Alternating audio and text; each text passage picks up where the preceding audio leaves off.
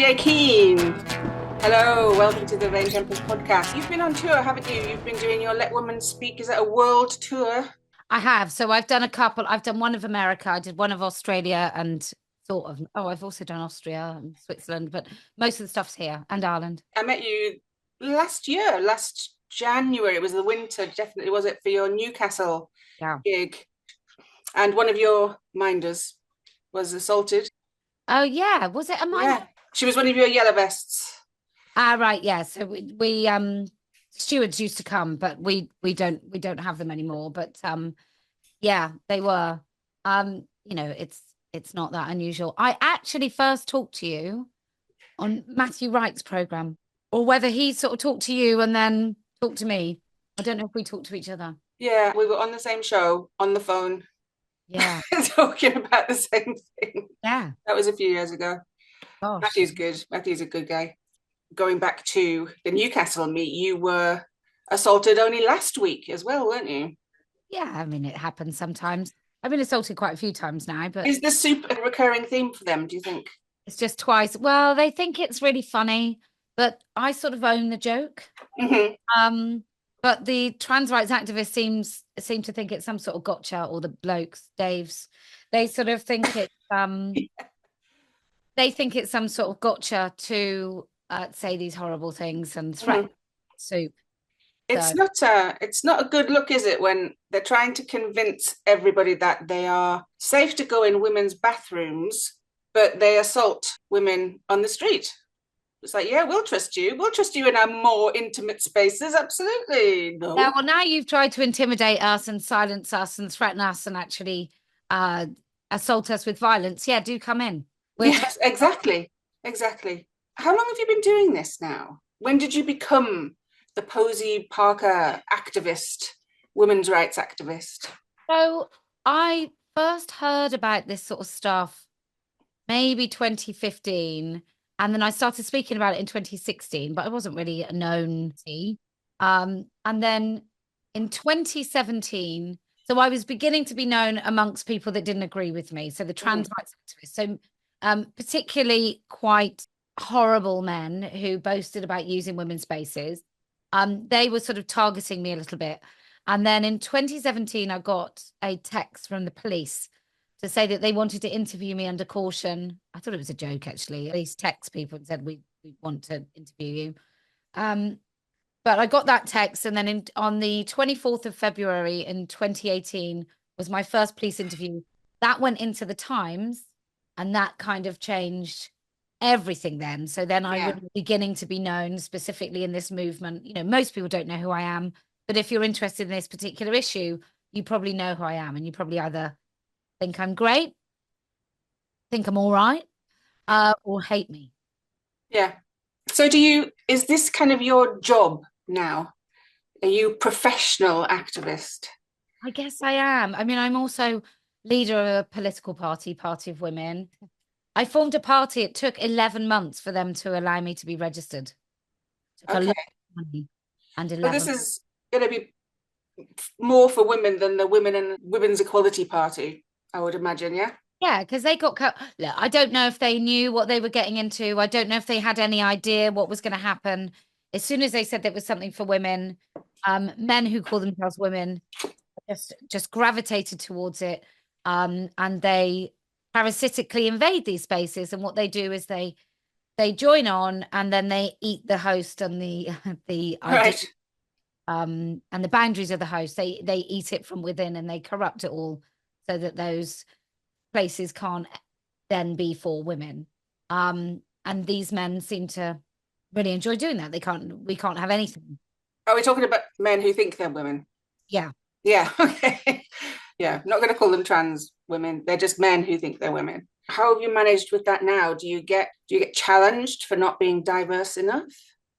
No, I mean, look, in any constitution, you have to, and to be a political party, you have to sort of be equal. And under the Equality Act at the moment, gender identity is included.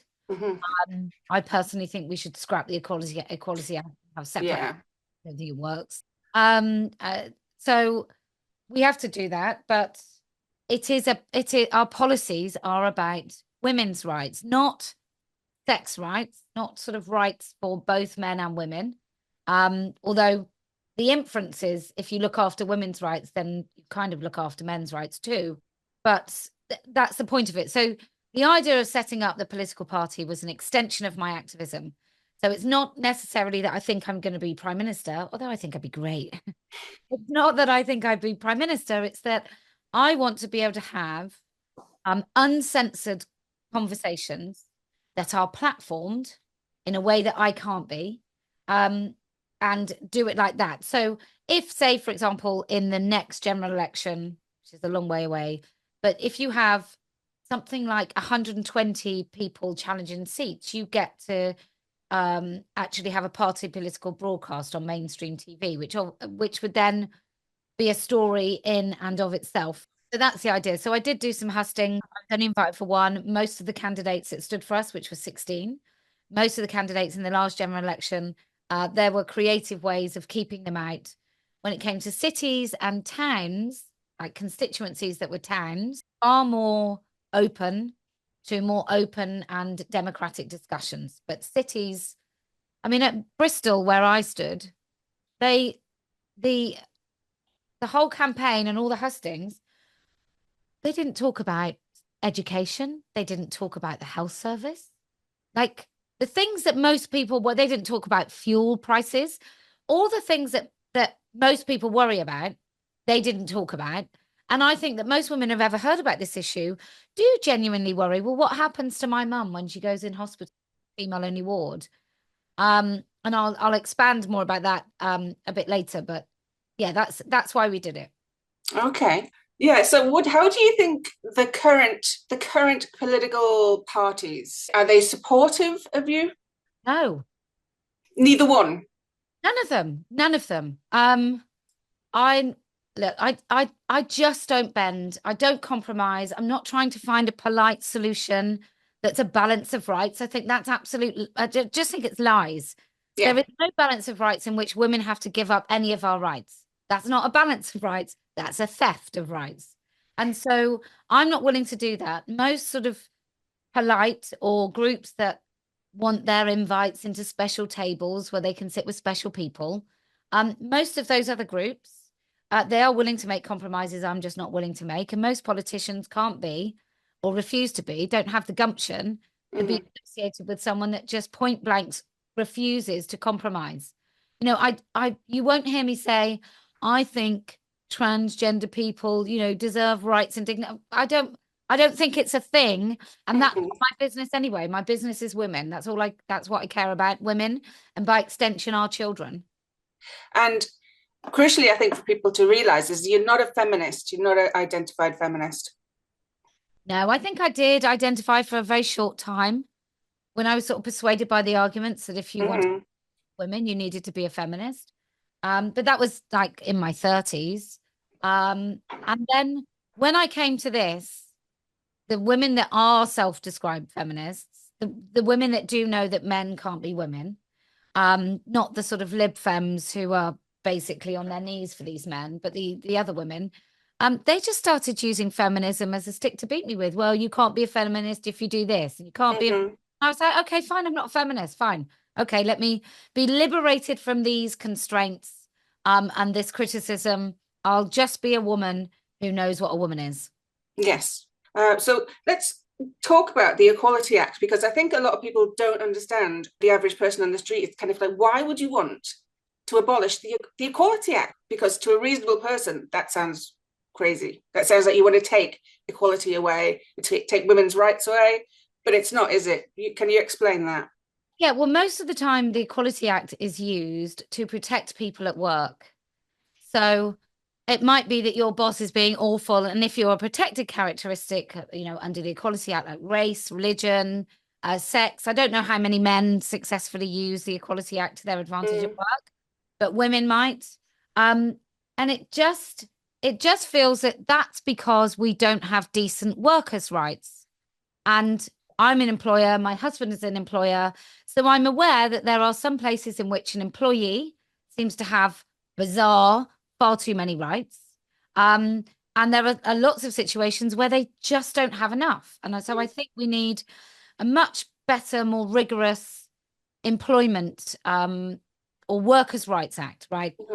That's not about unions and not about putting people out of business, but it's a very sensible, non-theoretical sort of Bill of Rights that can be really well used and served by both parties. So that's one thing. So if you take that element away, and then most of the time that the Equality Act is used, like, who's it for? I just don't know who it's for. If there needs to be protection around pregnancy and work, then I think that can go in that category. When it comes to small businesses, should a Christian host of a bed and breakfast, should they be able to say that a certain thing goes against their religion, they don't want to deliver that service? Can they really do that? I don't know. I guess that's a big conversation. I kind of think you should be able to. I should be able to, as if I had a B&B, I should be able to say to a man who calls himself a woman, I don't want you staying here. I think you're a man. But at the moment, he can use the Equality Act to force me to actually either employ him or have him staying in my house and all these places. So a lot of the places where employers are allowing these men to use female-only spaces, it's because they're worried about being sued. So way back, there's a Land Rover case, which I think is about a man using women's spaces. But before that, there's a police case back in 2012. And a policeman who called himself a woman took the police to court because he couldn't do all the duties that female officers could do. Now, what are those duties? Searching female suspects. Yeah, patting women down. Yeah. Yes. Patting women down, maybe even supervising even strip searches. Search. Yeah. Yeah. Wow. So, and prison officers. Now, way back when I first started doing this, I got letters, about 4 or 5, from women who worked on border sort of services. And they had 2 of them, they must have worked together, but they didn't know each other. 2 of them worked with a man who would come dressed as a woman. And what he would do is he would put little bits of metal in his pockets. And what you have to do when you work in those sort of services, you have to walk through the scanners and you have to be searched on a daily basis. And he would do that. And he would have to have a female pat down. So obviously, if you're patting a man or patting a woman, there's different sort of places you might touch. And because you have to do, I think this is what they both said, you have to do a flat palm down press on the groin area. So he would get his penis touched on a daily basis. Yeah. Separate. I think a Disability Rights Act that's really, really rigorous and robust, which means that if you go to a train station as someone who uses a wheelchair, who needs a ramp to get on a train, and you've booked in advance, and I don't know if you know anything about this, but you have to book months in advance to make sure that one train connects to another, and there's people there at the platform, and that there's either platforms that you can just use as on a wheelchair, or there's a ramp, right? So it takes a lot of coordination. And often these people are let down by somebody not turning up. Sometimes they get stuck on a train or they get stuck behind a barrier. I mean, it's so dehumanizing and despicable.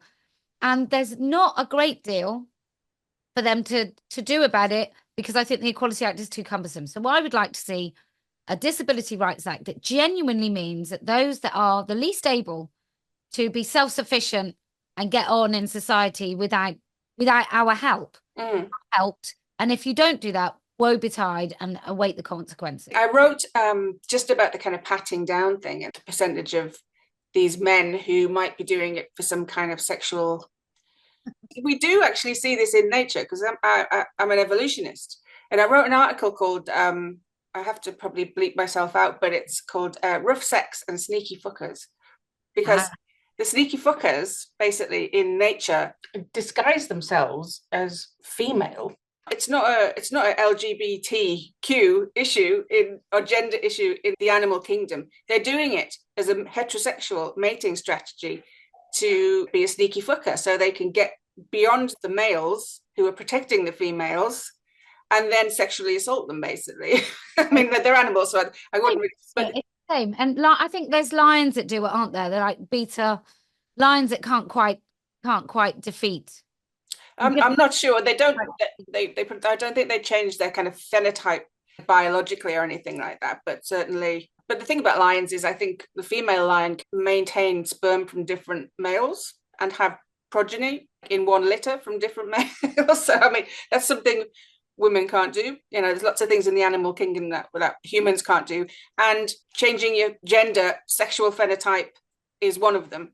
But we still see psychologically, I think these men certainly deploying a sneaky fucker strategy that we see in nature, absolutely.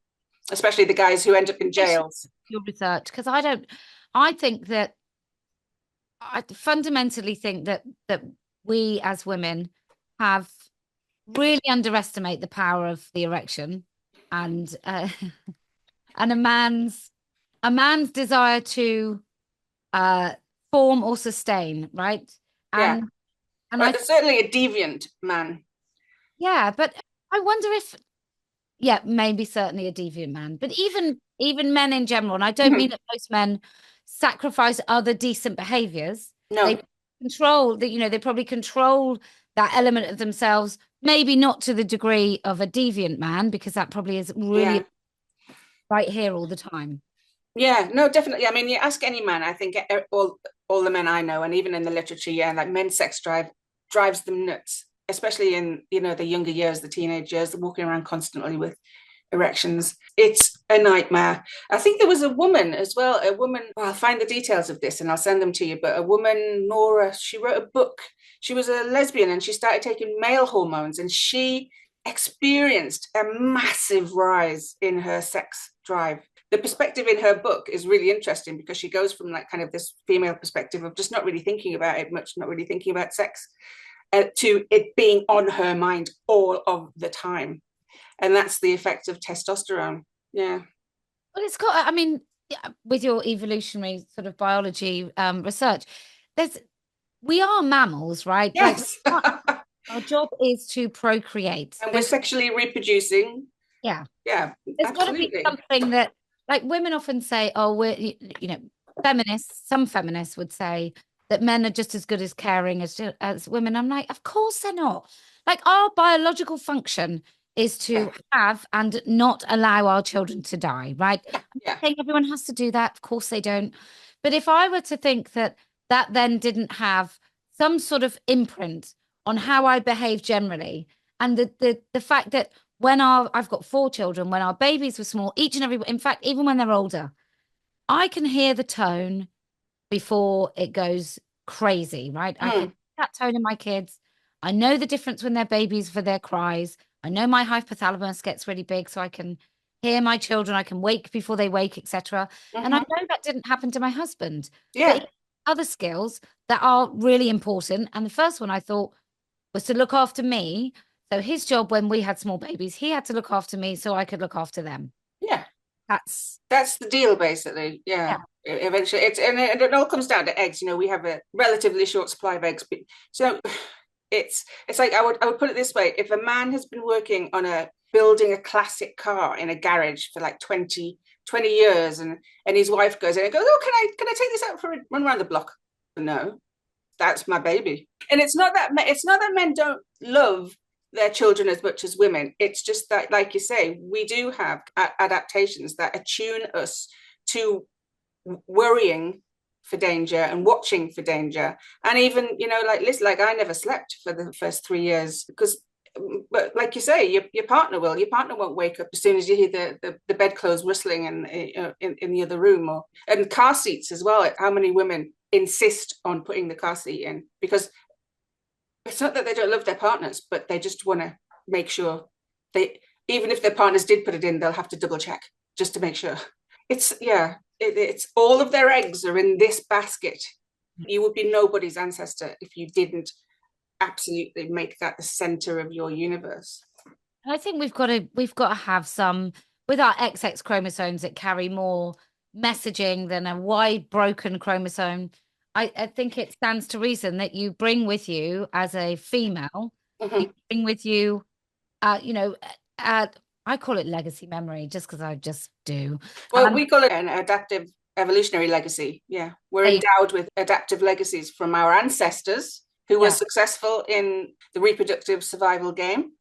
And that's why they've passed down onto us. So yeah, they are legacies. They're evolutionary legacies. Yeah. I think we're bonkers and silly and arrogant if we think that, and lots of women do. Lots of women think that loads of these behaviors are taught, and I just don't buy it. Yeah, there's an element of it that is taught culturally, about that. And some women, it has to be said, aren't born to be mothers. They just don't have those kinds of endowments because variation is one of the Not everyone will they? I guess. Feminists kind of like to, and like I say, within a normal distribution, most women, as most men, would want to have a family and pair bond, but feminists are kind of trying to flip the normal case and make it the deviant, and then making the deviant the normal case. So it's the messaging going to young women at the minute isn't very helpful with that, and female depression is skyrocketing. Well, there's this thing where I think she's a troll, and good luck to her. She's happy. I'm sure she's great. There's a 42-year-old single woman that keeps going, oh, I'm single, I'm going out, I've got no cares. And I'm like, yeah, but you've also got no one. Yeah, is that the one who's dancing for Kamala? Yeah. So there's that one. And then there's all this, women don't have to do this, and we don't have to be barefoot and pregnant. And I sometimes think, back, not male violence, excluding male violence and abuse and everything. I'm just thinking, I wonder where we are happiest. I wonder really what, there's this lie. Single women are the happiest at age, 45 or whatever. Did this? Oh my God, no. Women are happy, and I'm like, I don't believe that to be true. But let's say it's true at 45. Is it true at 55? Is it true at 65? You've got no children and no family. Is it still true that you're the happiest that you out of everyone on the planet? I just don't buy it. It's not true. It's not supported by the statistics and the data. Women's depression is, like you say, skyrocketing. Young girl anxiety, women going on meds. If you turn on YouTube now, even me, because I'm a psychologist, and whoever's listening is hearing the word psychology a lot so it's trying to kind of sell me these lifestyle psychology apps that for young girls, going, just give it a try. Well, if you search, if you go to YouTube and you search anorexia or bulimia, it won't show you anything, and it'll say, do you need help, kind of thing. Yeah. If you search top surgery, double mastectomy, transition, wanting to be a boy, it will give you millions of videos. Mm-hmm. I think pornography is the biggest evil on the planet. I think it is destroying everything. And I think it's destroying men and boys. And it's no longer, it used to be sort of, it's an unrealistic expectation. It's not that. I think it genuinely, and you'll know better than I, but it genuinely remaps the brain in a really destructive, very pernicious, insidious kind of way that then will need to be undone. Then their way of treating girls, or even girls now being persuaded that they should watch porn, and couples watching porn. But it's extraordinarily violent, and I think it's just a crazy thing that we could stop kids from accessing it without by making them enter a credit card to prove that they're 18. And I think that would be a very bold and very necessary first. That's not where I would end it. People say, it's really difficult to do. I can't find the recipe of Coca-Cola. And I can't find the actual recipe of KFC. But definitely ways of hiding things. I can't find out if the man who lives next door to me is a paedophile. Right? That's not information that I have or robbed a bank. Well, I've got a kind of nuanced perspective on porn. Certainly the earlier children are introduced to that, it grooms them down a certain line. And I think any kind of addiction to anything that just kind of hijacks the brain is gonna be bad for you in that sense. But as far as, I don't think from the literature, because I know a lot of researchers as well, there is actually a little bit of a benefit to it, certainly for adults. And if you look at the statistics for Pornhub, there isn't much of a market for really deviant stuff. It's kind of very much vanilla. The most common thing on Pornhub is incest. Oh, but it's not. Yeah, it's a fantasy, but it's like, and I would say kind of in defense of that, women have, rape fantasies. And actually on Pornhub, the most searched for content on there by women is, I think it's rough sex, gangbang. I just can't. I don't know. And it's just because it's safe. Porn is safe for women. They're not putting themselves into a dangerous situation, whereas a man would be more attracted to. I don't think we'd have an appetite for it if it wasn't a multi-billion-pound industry. I just don't think. I don't think somebody living in Africa with no access to the internet or television, like a tribe somewhere, I think they miss out on releasing their sexual kind of. Yeah. Well, that's probably akin to what you'd call it. I mean, Pornhub in particular has had videos of people being raped where the victim of that rape have asked and contacted Pornhub to. Yeah. And then you think about the content that goes up there. There's thousands of Isn't it one of the biggest most cited reasons for divorce is husband porn? I'm not sure. I think it's quite high on the agenda. And obviously the amount of people in porn who have been victims of childhood sexual abuse or coercion or the actual video. Yeah. I mean, we've certainly got that kind of problem now with the amount of illegal and immigration and people trafficking coming over borders all over the place now. So that is a problem. What I was talking about is it's called evolutionary mismatch. And this is why these are resources that we're kind of traditionally in our evolutionary past wouldn't have had access to. So we're really rare and we really crave them. And when we get them, we stuff our faces like sugar and fat. And it's why in our society now, we can get these anytime we want. So we're still stuffing our faces. We're still following this evolutionary algorithm and getting fat and getting unhealthy and getting diabetes. It's the same thing with sex. I mean, we are saturated with sex as much as we're saturated with fat and we're saturated with sugar.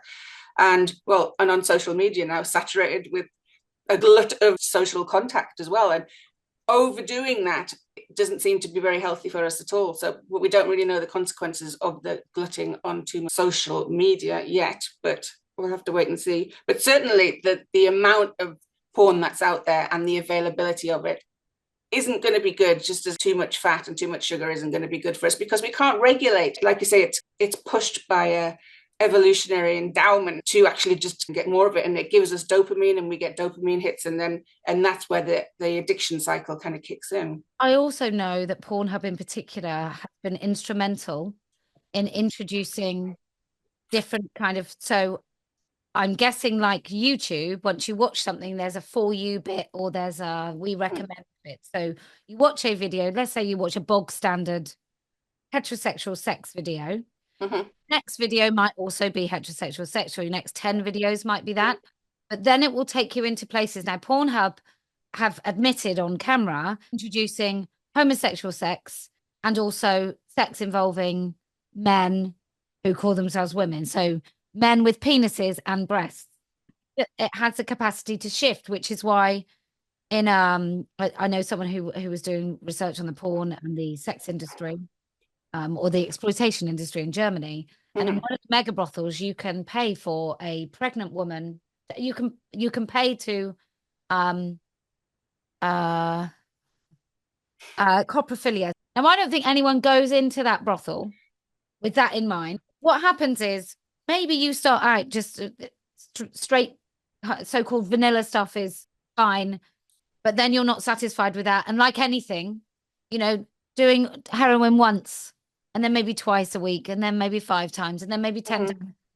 I just think it's like normal, what you might call normal pornography, but like straightforward pornography is just a gateway, often, to really extreme, violent, and dangerous, abusive acts. And so, that's my view. No, well, I would disagree with you on that, but it doesn't say that it doesn't happen, and certain people with propensities certainly to go down that path will find themselves in places that they probably wouldn't have found themselves in if porn hadn't been so easily available. Right. It's just because we know the business model is to get young, impressionable minds hooked on porn, because then you've got a customer for life. And I It would, doesn't take much for young impressionable minds to get hooked on porn anyway. well, when I was You just young, have to put it in front of them. Biology will do the rest. because of the shame of it, I'm 50, so in the 80s and 90s, it was shameful. It wasn't necessarily shameful among groups of young men, or it wasn't shameful among the sort of men that didn't mind other men knowing they did it, and maybe it was a little bit of a titillating joke. But you would actually have to go with your face and say to someone, I would like that, or go into a sex shop, or there might be one video that people shared amongst friends. And so I think there was a natural kind of gatekeeping. Mm-hmm. Even if you were like going to be one of those people that was able to be addicted to the stuff, you would still have to go out of your way to do it. Yeah. And now, like, it's right here, it's seconds away. You could spend all day, every day. And I know GPs who see a couple of men, 21 and under a week, child dysfunction. Mm. So Yeah. anyway, we'll stop talking about porn. Well, it's just because I was going to segue into that, just about the idea of gender neutral bathrooms, because I've got a son, and he would tell me what the boys were looking at on their phones in the bathrooms, and what they'd be getting up to in the toilets. And who's going to win in that battle? Is it going to be the girls coming in, kind of doing their makeup, saying to the boys, get out, the boys stop going in there? Or is it going to be boys who are actually just going to dominate that space, and the girls are not going to have anywhere to go? Well, definitely the latter. I mean, so I stood as a candidate in Bristol, and I went to one of their schools, like quite a big school. I don't know if you've been, I don't know how old your son is, but brand new secondary schools now are like faceless character. Hospital, yeah, horrible. They're just gross. Yeah. Or like a hospital. They feel like you're walking into something sanitized. And Yeah. so I walked into this building, and it's like a long corridor bit in, and then you've got like there's a mezzanine floor behind you. So actually that space is like 2 stories.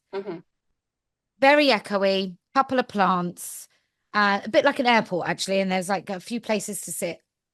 And the toilets you didn't even go into a door to go into the toilet building, or the toilet room. It was just cut out of this huge space. So, without being indelicate, if you were going for a loud wee, it's very likely that the people sat, I don't know, 500 yards away from you could hear it. In that echoey chamber. In just one door, and they were fully up to the ceiling, but you had no. So let's say I'm an 11-year-old girl. I go into this academy, and next to me is an 18-year-old boy, and I've started my periods, and I've got blood on my hands, and I feel really embarrassed, and I've tried my very best to open a packet of something without anyone hearing the rustling of the paper.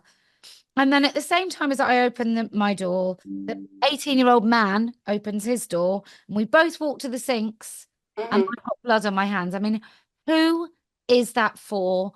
What the frick were they thinking? And if it's discipline, which I've heard, we can keep an eye on the children we can keep an eye on them when they're going to the toilet, and we don't have any bullying in the toilets. Well, I'd say you've lost control way before that, and you need to really examine how your school is run.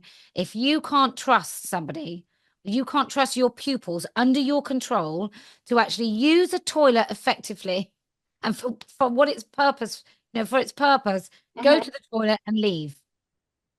Man. Yeah. It's like, oh, hello, right, this is a discussion. Right, so we've got the new school layout. This is the toilet. Not a single person went, what about girls? What about the girls? I mean, and also, what about the boys? I'm sure a boy doesn't, if he wants to go to the toilet, doesn't want to go into the toilet with the girl he might fancy, like 2 doors down, or any girls or whatever. Just doesn't make any sense. But the funny thing was, near the where they did the count at this school, which was like the big school hall, sports hall. Mm-hmm. There were changing rooms outside that were, it was like men's toilet called like a number one, and then it was called men's and maybe people with disabilities. And then another one had a stupid gender neutral sign. Another one had a women's sign. I can honestly tell you, hand on heart, I didn't see one person one adult not confused about where they should go. And so it was so confusing that when my husband did go into the men's, 3 women came out. So nobody knows what they're doing. I think it was either the NatCon conference last year or something like the Spectator. There was drinks in the evening, and after a couple of drinks, me and these girls went to the loo, and we found that the women's loo had a gender neutral sign on it, and we were like, hang on. So it was only on there with blue tack, so we took it off and put it on the men's toilet. I did that in 2018. I went to a meeting and they just drawn one, the woke feminists that were hosting the meeting, which I ended up having a huge row with one of them and leave. But I stuck it on the men's as well, because I was like, well, I don't know why it wouldn't be the men's. Why wouldn't it be the men's? I had conversations with trans people on this issue, and I said, there's men's toilets, there's women's toilets. How about just then there's gender neutral toilets, and anybody can go in the gender neutral toilets. And specifically they said, we're not safe in the gender neutral toilets because men go in there. And it's, what? But you're a man. Yeah. And there's no evidence, we're always told, oh, there's no evidence that you're not safe with men in your toilets. There's no evidence to say that those men aren't safe in men's toilets. Yeah. No, there's not. Absolutely. Not loads of incidents of men dressing as women being beaten up in men's toilets. So, and we're not here to validate them. No.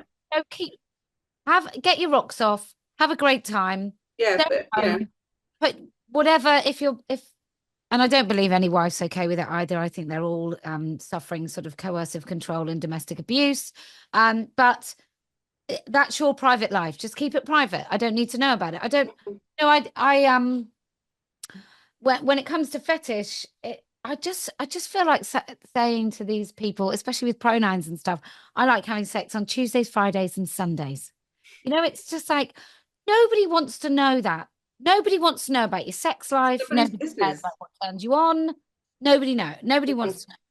Well, it's nobody's business unless you are signaling sexually to other people, basically, and that's what it is. Yeah, it's an explicit sexual signal. Yeah, so. And I think, again, you probably know more about this than I do, but I just feel this whole fetish, I think people don't really understand, and maybe my understanding is from something I saw on the television in the night when Channel 4 first came out. And it was it's really staged. Eurotrash. No, it was worse than Eurotrash, if you believe it. But it was all about sadomasochism and fetish and a madam's house, like dominatrix. Mm-hmm. And I don't recall how much you saw, but I think it was so shocking that I probably think I saw more than I did. But basically, one of the men, what he enjoyed was having his penis slammed in between a toilet bowl and the toilet seat. Right? That was and obviously what happens with fetish is that it might start off as something. So maybe the first thing was something to do with urine or whatever, and then it can migrate to this other place where sex isn't even involved, but that just the pathways are so corrupted and weird that sex isn't even involved, and the pain is satisfying, even though maybe you don't get to climax with it, but so what? Anyway, stuck with me because I think these men, they don't even need to have kind of straightforward sexual gratification. No. They can just be aroused by making a woman feel uncomfortable. Yeah. And the thing is, we don't know. We can't tell one from the other, can we? And that's the point. No. But I'm not put on this earth to facilitate men's gratification. No, not unless I say so. Yeah, absolutely. So tell us about his court case. I shouldn't. You've got that face though, Paula. You've got that face. Whoa, whoa, whoa, whoa. What face? The kind of talk, the psychologist face. Oh, do I? I'm sure I've said most of this before, if not all of it, but Yeah. I'm not familiar with your podcast audience and whether or not that's a place that you go. But you can We'll always, see. We'll see. We'll put some trigger warnings on. I'm not a clinical psychologist, by the way. I don't treat people. I just read books and write things. like, But well, yeah, you are going through a court case at the minute, aren't you? I am. Well, I'm going through a court case without actually being in the court case. So, Mm-hmm. in 2023, I went to Australia, and I'll be very brief in explaining how this happened. So, Mm-hmm. I'm doing a Let Women Speak, which was enormous on the steps of Parliament in Melbourne. So it's a Victorian Parliament, Mm-hmm. and then so it's huge. Just imagine like a huge old kind of Parliament building. And then next to that, beyond the next pillar, is people doing some sort of freedom, which is probably to do with cash, not going cashless, probably anti-vaccine, anti-lockdown. And by anti-vaccine, I mean anti-COVID and anti-lockdown. Mm-hmm. And then in the next bit, halfway through our Let Women Speak bit, some men get up and then they're walked around and they do a Nazi salute. And then what happens in the press immediately afterwards is that Yeah. people attribute the Nazis to me and what I'm doing at Let Women Speak. And it's like they turned up to support us, and loads of lies were told about it. And one of which was a press release by the leader of the opposition, which is Liberal Party in Australia. Hmm. And he actually expelled one of his MPs who came and spoken and helped organize the rally. So that's what's going on in Australia.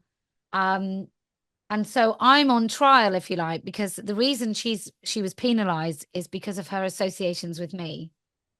And so And you stood beside somebody who did a Nazi salute once in Melbourne. There's lots of tiny things. So I went to Norway, somebody leaned in for a selfie. That person happens to be not a very nice person. That was called I Had Associations.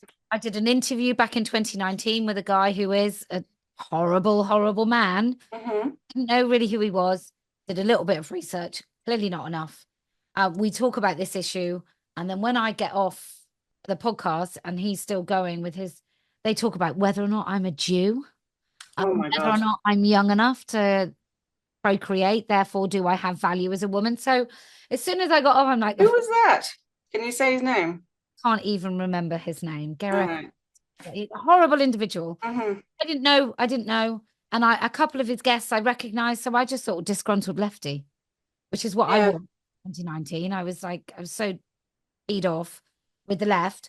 And anyway, so and also I had a hilarious little picture of a Nazi Barbie on a social media as my avatar because I've been called Nazi Barbie. So rather than cry about it, I kind of did a sod you all. Yeah. Isn't this funny? You just embrace it because it's so ridiculous. So they'd used all these pieces and they'd released, which is all on Wikipedia page, which we know how reliable that is, to say that I actually had Nazi sympathies or was an actual neo-Nazi. And so that's now being discussed in a federal court in Australia, where they've heard over the last kind of couple of weeks of both the claimant and the defendant's testimony. They've played clips of me saying no woman has a penis, no man has a vagina, there's no such thing as non-binary, and transitioning children is profound abuse. And I'm not going to lie, it's been like a top 10 of my greatest kind of. Yeah. So the Streisand effect is in place. Well, let's hope, because Australia is so much worse. Australia is like Scotland and worse. It's really nuts in Australia. There does seem to be a correlation between the compliance of a country to lockdown and how draconian the lockdowns were and how much they go along with this particular ideology. And there does seem to be a Venn diagram of a really big overlap things. And I guess it comes down to authoritarianism and compliance. Yeah.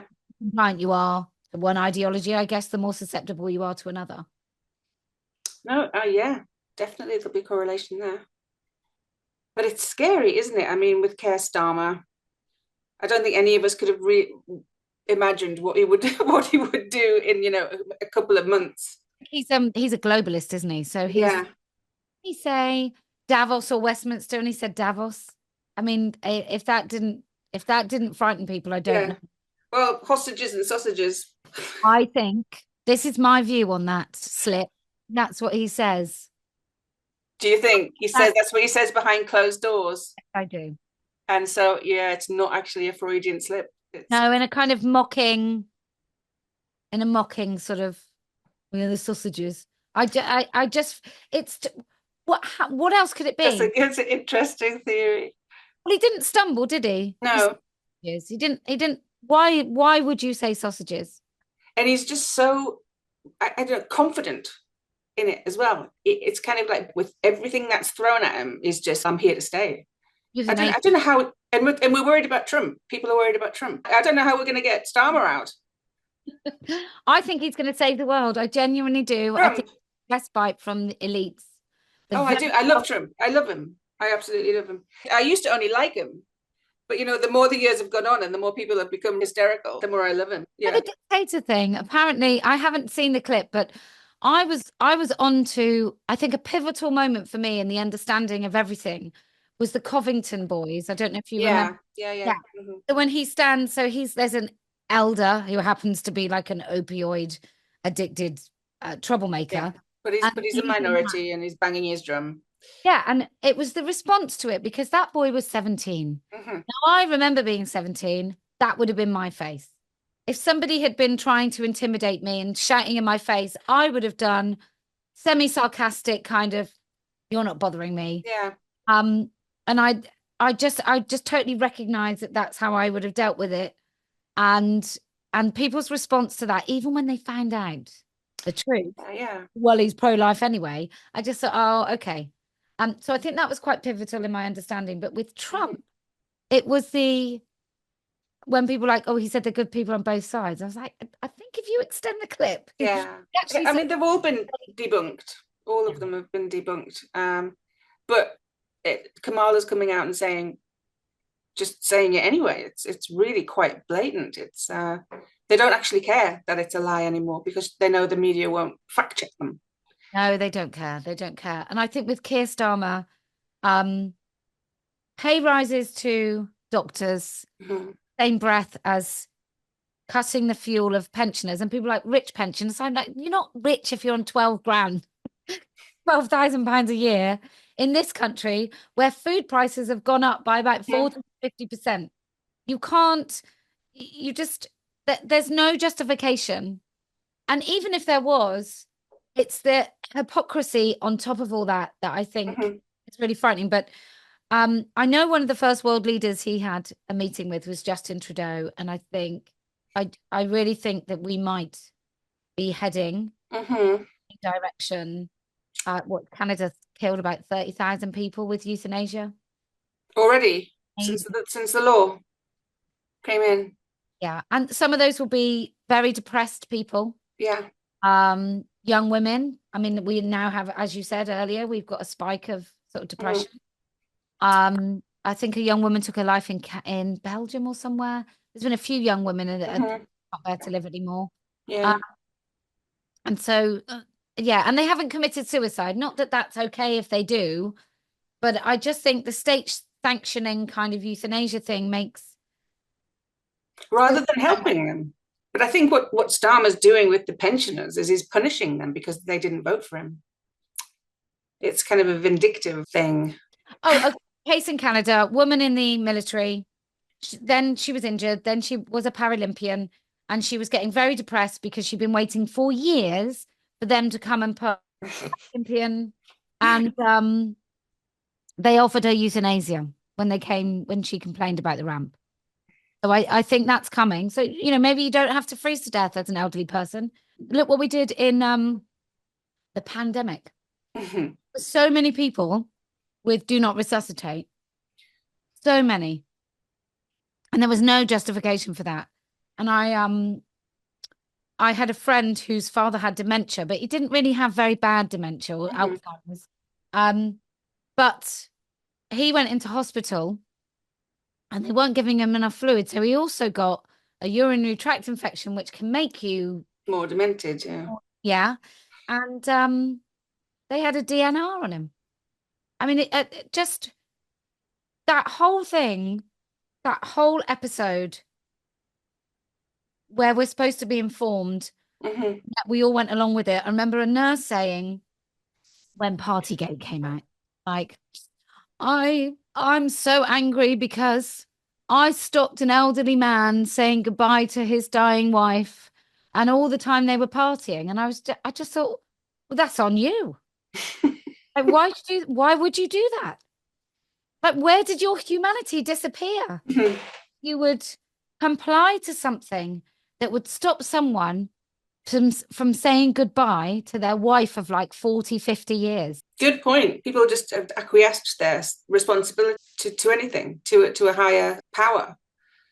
All the people saying, I would never have done that in the 1930s in Germany. I think, yeah, absolutely. Yeah, you would. Waving at the train stuff. What are you going to be doing next? I'm going to Australia to talk at CPAC with Liz. I'm supposed to be going on Sunday, but I've yet to receive my visa. Explain CPAC. CPAC is some conservative organization. It's big in America, and it comes with a certain set of beliefs, and then it's exported. So it's in Australia. I don't think Australia is ready for it. I think it's been there about 3 years, but I don't think their conservatism is the same as American. I don't think it's so much about reproductive rights, which clearly it's very much about that in the United States. There does seem to be, if you vote Republican, you are very likely to be pro-life, I think. Or not support abortion up to the 9th month. Who does, though? No, exactly. I sort of, it's a very interesting thing that even during the lockdown in New York, there was like promotion of surrogacy, of people like being able to earn money from surrogacy and egg donation and so on, and reproductive rights. And I'm always very interested by pro-life, also sometimes support IVF and surrogacy. Now, in both of those practices, fertilized eggs, embryos are destroyed. Like, it's the very nature. You might sort of fertilize so many kind of eggs and you create embryos, and sometimes well, in all cases, some are getting destroyed. So that's quite interesting. But anyway, that's off topic. But in Australia, are you a Christian? Are you? No, you're just interested in that kind of ethics. I fundamentally disagree with surrogacy. Right. Okay. In all cases, I don't think there's a single case where it is right and just to create a baby. I don't like artificial insemination. I don't like donor conception. None of it. IVF I'm all right with, but I do think it pumps. I do think people are given false positives and false stories. But when it comes to surrogacy, I just think that in the last trimester of a baby in the womb, they bond through their bones and their blood and through everything. They bond with their mother. And surrogacy is so dystopian that the mother is not the mother in other places. So in America, for example, the egg is from one person, one woman. That's implanted, that's fertilized and implanted into another woman. So then the woman that carries the baby has no genetic relation to the baby. And anyway, the baby bonds, and then we take it immediately away, and often it's for a commercial. Well, it's always for a commercial arrangement, but then we just take it instantly away. I just think it's a bit Brave New World. I don't see the point of it. Yeah, I don't know what the data on that, actually. I don't know if there's been follow-ups and stuff like that about kids born from surrogacy and how well they thrive in their new families or their There is. adopted families. There is. There is. There are plenty of children who were created to be, I would use the emotive word of trafficked, but there's a number of issues with it. And one of them is attachment, the same as adoptees. So also I think, so I'm a bit of I love the program Long Lost Families, love it. And I also know people who search for their parents their whole lives. Might be their dad, often it's their mum, they've been adopted, and they do feel something. I think it's perfectly legitimate, understandable that you would feel something about not even having someone with the same face as you, right? Yeah. Smile or whatever it is. But when those adoptees find their mother, and let's say that maybe not even find, but just find out about their actual mother, there is a pregnancy and a birth story and a genetic link to that person. If your host, if the person who carried you is not even your genetic mother, there's only a birth story and there's still no mother. And then if you go and find your genetic mother, there is a genetic link, but there's no birth story. That is a bit crazy. We're just not made like that. My dog had puppies. I wouldn't have dreamt of removing those puppies until they were like 10 weeks. Most people do it at 8, 10 weeks or 12 weeks. We take a baby from its mother at birth. It's just, and I totally agree with adoption. And I know that's not always right, especially in America, and often be commercial also. But I think adoption makes the best of a bad situation. And what surrogacy does is it creates a bad situation. And that is going to be when we no longer can recognize what a woman is in law, reproductive rights will mean a person's right to have a surrogate baby. It will simply mean, like, there are conferences in the UK for gay couples to go along to demand that they have equal access to pregnancy as a right, as an equality right, as opposed to like, you just can't create a baby, blokes. Like, 2 of you can't actually create a baby. So it kind of means adopt or you don't have one. So what about the cases where gay people go to their friends and one of their friends births for them? I think as long as everyone, I mean, ideally, I think most children would like to be growing up in a house with their mum and their dad. And I know that's a terribly fascistic, homophobic thing to say, but it remains to be true that in an ideal, all things being equal, I think that's what kids want. However, if you're brought up in a loving home and you have access to your both parents, and I would argue that children are better with a mother. Women make better mothers than men. On average. My mother was terrible. Well, look, I'm not saying it's across the board. Absolutely. So if you've got a lesbian couple and a gay couple and they decide that they all want to be parents and everyone's happy and in each other, and then I'm fine with that. I don't think who you want to have sex with makes you a better or worse parent. It just probably means that it's going to be more difficult and you're going to have to consider exactly how that looks and stick to it a lot more. Because it's curious, isn't it? Because 2 lesbians certainly can just go and have a child together, can't they? Yeah, I know someone went to India. Their children have got no hope of ever finding out who their dad is, and is not raised around anybody who's Indian. So they have no cultural, nothing. Like, this woman isn't Indian. And the parents, the father or fathers of her children are sperm donors in India. I mean, I met a woman the other day who laughed when she said, "Oh, we joke with," so her ex-wife or ex-girlfriend is now transitioning and wants to be a man. So the girl loses her mother. The girl's like 5 or 6. So the little girl is going to lose someone that she calls mum, and that's going to be dad. And I don't know whether she's the mother of the child, adoptive mother. And then, so that's pretty poor. And then she said, "Oh, and we say, oh, your dad was in a test tube." And I'm just thinking, how's that funny? Because I'm not laughing. Like, who's that joke? Who is that joke for? And do you have any idea really what that does to a little girl? It's not okay. We can't dick around with nature and our evolutionary kind of components, Mhm. compulsions. Yeah. I think we get away with it. We just don't. No, I think there's definitely an emotional argument there, which doesn't mean to say that it's not rational, because rationality is the slave of the emotions. But my dad died when I was a baby, so I've never known him. But it's always been, in the back of my head forever. I wonder who he was, or what he was like, or if I look like him.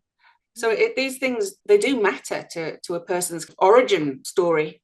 Yeah. And when you take that away from them, yeah, that's curious. That's going to be purposefully take it away from them and joke about it. Yeah, I mean, it's just not funny. I think like since the 90s in this country, 2 Mm-hmm. women be listed on a birth certificate. Mm-hmm. How is that? And I know that women throughout history have listed their husbands when they know it's not their husbands on birth certificates, but I think that was a bit needs must. And actually in the 1970s, if you told your husband, if that had happened, you may be divorced without any rights to any property. So Mm-hmm. I Mm-hmm. sort of I get it. I still don't think it's great. I still don't think it's fair on a child, but I understand it. But in 2024, I don't understand why you think you can lie on your child's certificate. It's not your certificate. It's not about validating you as anything.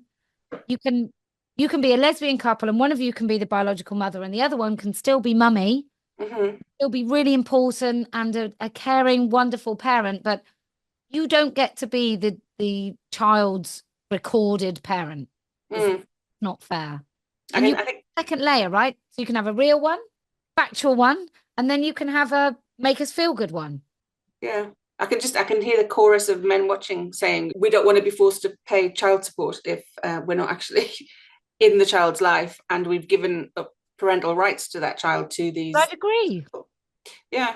So I mean, yeah, there's a lot to talk about there. Certainly, I mean, when I talk to a lot of men about, well, we don't have alimony in the UK, do we? That's a crazy law. That's a Yeah. crazy American law where, I kind of, yeah, but I think, I go mean, on. I think it might have been retrospectively important, but not now.